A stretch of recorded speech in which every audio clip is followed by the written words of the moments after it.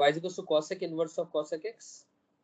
ठीक है, तो जैसे x की वैल्यू की बात करेंगे, पहले हमने ऑलरेडी क्या पढ़ा हुआ है, हमने पढ़ा हुआ y is equal to cosec ऑफ cosec इनवर्स x तो पढ़ा हुआ। अब cosec इनवर्स x की वैल्यू कहाँ से कहाँ तक आती है आप जानते हैं, ये ऑलरेडी पढ़ा है आप लोगों ने, ठीक है ना। इसकी जो डोमेन होती है, डोमेन क्या होती है, modulus x is greater than equal to 1। लेकिन अभी हम बात कर रहे हैं किसकी, y is equal to cosec inverse of cosec x की। अब जो cosec x है वो 1/sin x होता है। sin x के जब 0 होगा तो cosec के डोमेन में नहीं आएगा वो वाले x, तो यानी x belongs to all real numbers minus का n पाई आ जाएगा such that n belongs to any integer। सही है बात यहाँ तक, तो ठीक है। अब cosec x का जो आउटपुट होता है, cosec x का जो आउटपुट होता है वो क्या होता है, माइनस इंफिनिटी से लेकर के माइनस का 1 यूनियन 1 से लेकर के इंफिनिटी, ये होता है। यही एक तरीके से cosec इनवर्स के अंदर में इनपुट भी होता है ना। तभी तो cosec इनवर्स x का सिंपल cosec इनवर्स x की बात करूं, अगर मैं सिंपल cosec इनवर्स x है ना, इसका भी ग्राफ अपने को याद ही है सभी को। और अगर मैं इसके ग्राफ की बात करूंगा तो ये हम सबको याद है ग्राफ, ये ग्राफ जो है इन पॉइंट्स के बीच में नहीं होता, यानी इस रीजन में, कहने का मतलब ये यहाँ से शुरू होता है और यहाँ से पीछे पीछे भी ग्राफ होता है, और ये ग्राफ जो है ना y इक्वल टू x लाइन को रिप्रेजेंट करता है। And this point is 1,0, basically this point is 1,1 and this point is -1,-1। Getting my point? And this is obviously 0,0। ये मालूम है अपने को।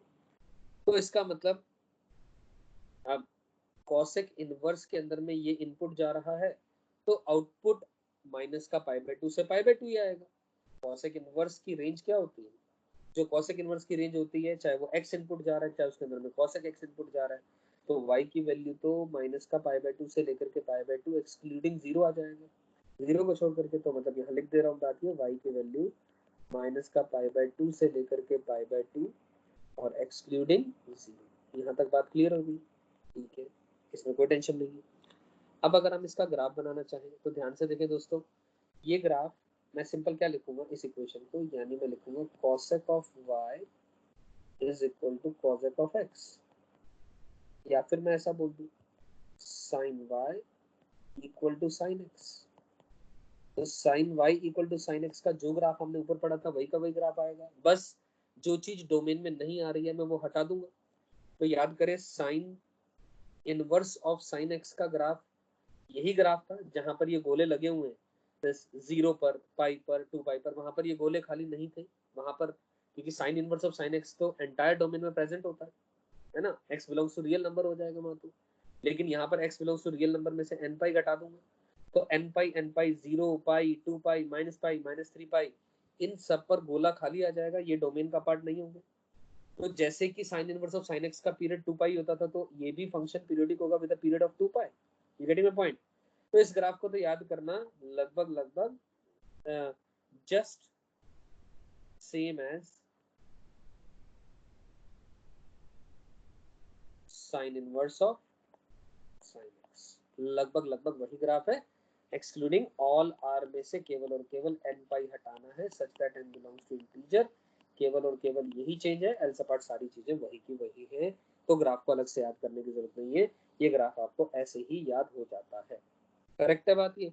तो वही मैं कहूंगा फिर दोबारा, अगर आपसे पूछा जाए कि कौन सी ब्रांच याद करनी है, अगर क्वेश्चन इस तरीके का आ जाए कुछ, cosec inverse of cosec x, आप कहें cosec inverse of cosec x में x आएगा such that x belongs to minus का π/2 से लेकर के π/2 एक्सक्लूडिंग 0 को छोड़ करके, माइनस π/2 से लेकर के π/2 केवल 0 को छोड़ करके cosec inverse of cosec x का जो ग्राफ होगा वो ये होगा। मेरी बात समझ में आई है? ठीक है ना। Only memorise this branch only, और सारी अगर, ठीक है ना। और अगर इससे बड़ा कोई क्वेश्चन आ जाता है तो वही तरीका जो हमने ऑलरेडी किया है पहले भी, जैसे कि एग्जांपल के तौर पे मान लो एग्जांपल आ जाता है cosec inverse of cosec of मान लीजिए 5 पूछा गया, 5 पूछा गया, 10 पूछा गया। अब जो 5 है, अब मैं ग्राफ में जाऊं, अगर मैं 5 जो है वो क्या आ रहा है, पाई की वैल्यू 3.14 समथिंग होती है और ये 3 पाई बाई 2 4.5 समथिंग यहाँ तक। तो इस ब्रांच के रीजन में आ रहा है क्योंकि 2 पाई जो होता है ना 6 पॉइंट समथिंग होता है। तो एज अ रिजल्ट अगर मैं ग्राफिकली जाऊं तो मुझे, मैंने अभी अभी देखा, आप लोगों ने ग्राफ बनाना पड़ेगा सारा का सारा।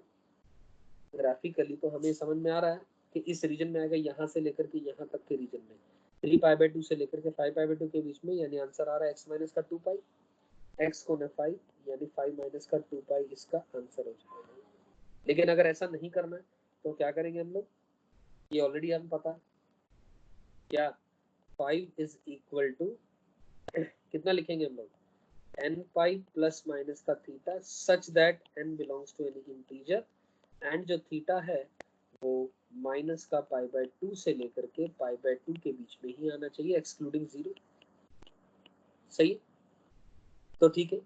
अब 5 को क्या लिखोगे, अब आप 5 को लिख दोगे कितना, आप 2 पाई कितना होता है 6.28 समथिंग, आप 2 पाई में से थीटा घटा दो क्योंकि 6.28 में से 5 घटाओगे तो 1.28 समथिंग आएगा, जो कि ये जो थीटा आ रहा है वो इस रीजन में लाई कर रहा है, हाँ जी लाई कर रहा है। तो इसका मतलब अब आप क्या लिख सकते हैं, यहाँ से लिखते हैं cosec inverse of cosec of 5 की जगह 2 पाई माइनस का थीटा,